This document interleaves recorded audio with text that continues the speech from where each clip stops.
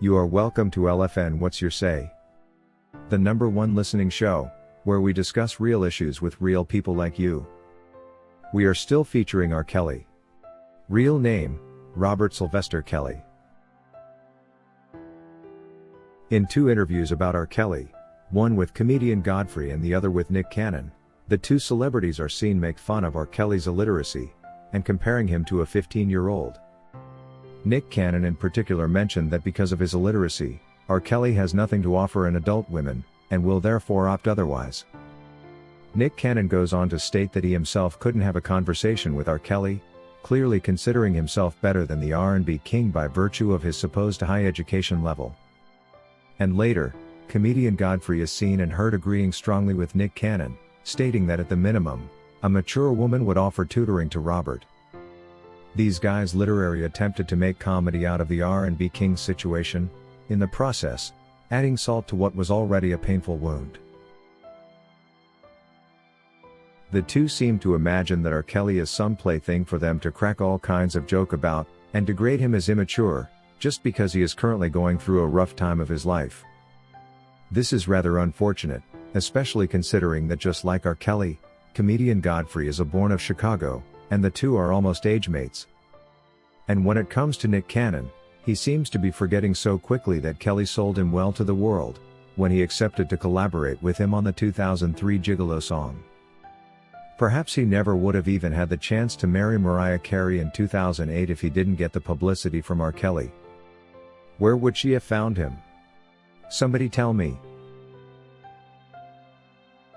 These guys' actions remind me of the irony of friendship and how people will never appreciate anything done for them. The way they keep referring to his great talent in writing and making music makes me think these guys are simply jealous of the R&B king. You cannot say I love his music, I am his #1 fan, and also say he is a predator in the same sentence. In this world, it's either you are serving God or you serve the devil. There is no in between.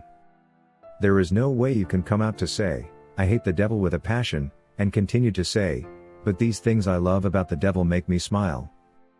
The moment you do this, it's either you are lying on one thing or the other.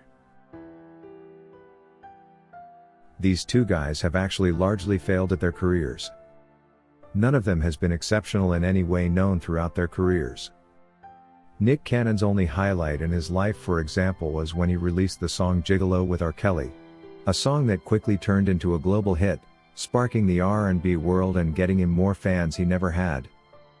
This clearly shows how instrumental R. Kelly was in building what was supposed to be a great career for ungrateful Nick. Apart from that and marrying Mariah Carey, what else is this guy known for?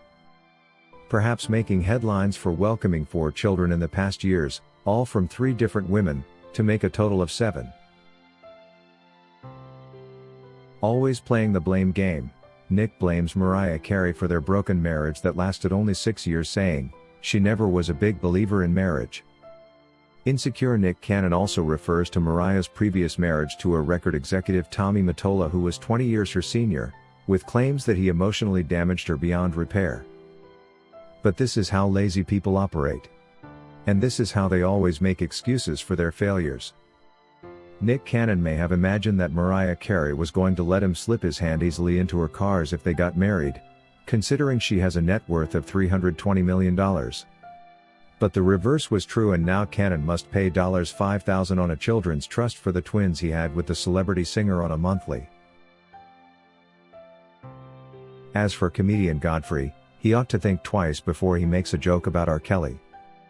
Even if he is given another life after this one, he may never be able to get to the level of success and fame R. Kelly managed to achieve in a single lifetime. He ought to respect the R&B king, or stop claiming to love him like he suggests. He needs to pick which side he wants to belong to. He needs to remember that he cannot eat his cake and have it. Rosemary John says, it's very easy for unsuccessful people to criticize those that made it, simply because they have envied them over the years and wish that could be like them, but never had the chance. When calamity strikes and such a person is in trouble, the weak ones latch on and make sure to use this rather rare opportunity to criticize and bash. Knowing well that if they miss this go, they may never get any other opportunity to do this. It therefore isn't surprising in any way that the two guys, Nick Cannon and comedian Godfrey, are clinging onto this opportunity to disregard the R&B king, forgetting the times he was good to them. For real fans of R. Kelly like myself, this was expected and is not a surprise at all. Even if it was me in R. Kelly's shoes, I believe the very same thing would happen to me, as this is the new nature of mankind. They will always wait for that opportunity to put you down and call you all kinds of names. According to a following channel, I think statements from such people as Nick Cannon and comedian Godfrey are passive-aggressive, tailored against R. Kelly, and meant to constantly stir the minds of people who are now convinced that R. Kelly should remain captive in prison until his death. But this is exactly how the devil deceives people. The good news is that the Lord Jesus is on his side, and therefore no weapon formed against him shall prosper. Meanwhile, the duo had better stop the dirty games and focus on salvaging their near-failed careers. They better learn to leave matters of the successful to the successful and the talented to the talented.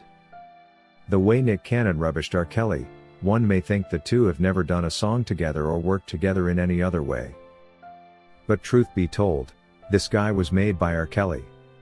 If it hadn't been for Robert's involvement in the Gigolo song, I don't think we would be discussing him today. I even doubt he would have married Mariah Carey. In any case, this is a guy fond of discussing people that have been in his life before and left in a negative way. We are therefore not surprised. If he managed to tell media that Mariah Carey was the one at fault for his unsuccessful marriage, why wouldn't he discuss R. Kelly like that on social media? According to Patricia, the worst disease in this world is the lack of appreciation. To find someone who appreciates today is as difficult as finding a lost coin in the sand.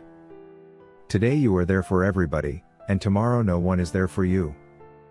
People want to associate only with success, but not your failure. Someone once said, "Success has many fathers, but failure is always an orphan." What these envious colleagues of R. Kelly should know is that, R. Kelly will remain the R&B king. And when the day comes for him to be released, we shall welcome him back as one.